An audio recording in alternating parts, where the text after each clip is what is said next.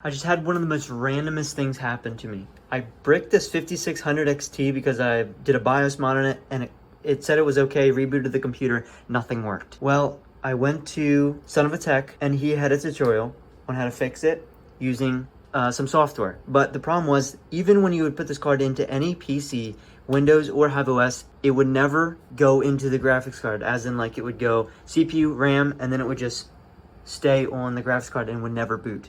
So I did that method where you take up tweezers and you go like on the BIOS chip and you go either side when you take the cooler off. I did that. It would be stuck in a boot loop. It would turn on, turn off, turn on, turn off. And that was like opposite pins. That's what one of the other videos the guy had said that a lot of people had great success with, and a couple of forums had done that as well.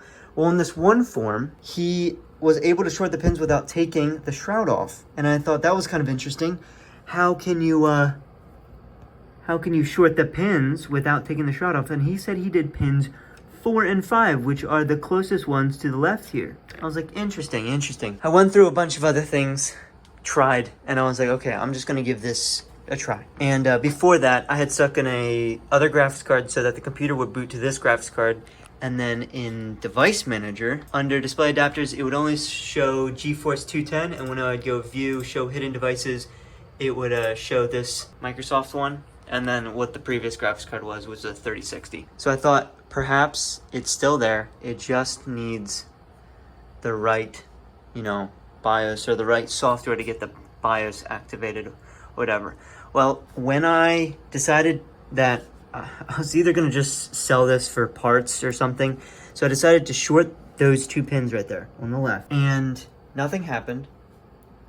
The computer didn't boot up. I just held it while it was on, and then I was like, well, I'm gonna try something else. And then when I went to turn it back on, stuck it in the second slot, stuck this 210 in the first slot, turned it on, went to Device Manager, it showed up just like that. There wasn't anything, and it wasn't displaying out. I went to the display port, and it wasn't showing anything. So that's when I went and downloaded AMD BIOS Flash. Well, I went to this guy's video right here, and then used his Google Drive link and downloaded the software that he had, which was an older version of this, because then it has the Windows tool. Actually, I can show you that version. AMD, or VB Flash Win 3.31, and that has like the Windows tool in here.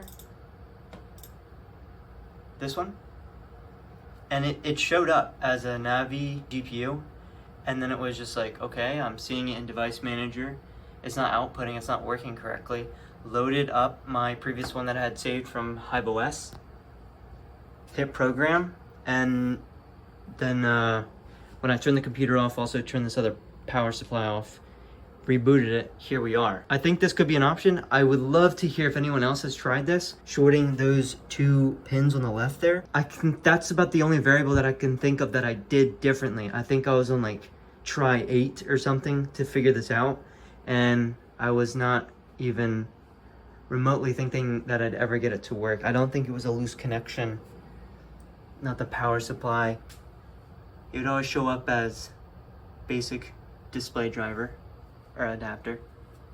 And then when I shorted those two pins, next time I booted up into Windows, it showed in Device Manager. I would love to hear if anyone else has tried this method. Like, I saw it on one form, and I thought he was mistaken, like he should have done caddy corner of the BIOS switch, not beside, because that's what the other guy had done in his video. And he's like, yeah, once it posts, and then you can take the tweezers off, and then you should be good to go and flash it. And it didn't work. It was just stuck in a boot loop, like I said. Mileage may vary when it comes to these sort of things. Like this card, I honestly thought it was super bricked, and lucky to have it back. So like I said, I'm not responsible. If you do try it, please leave a comment in the description. I think this would help a lot of people, because I was stuck in this, this circle where I would put it into any computer and the computer wouldn't boot. So how am I supposed to use a tool to get it? Anyway, hopefully that can help someone.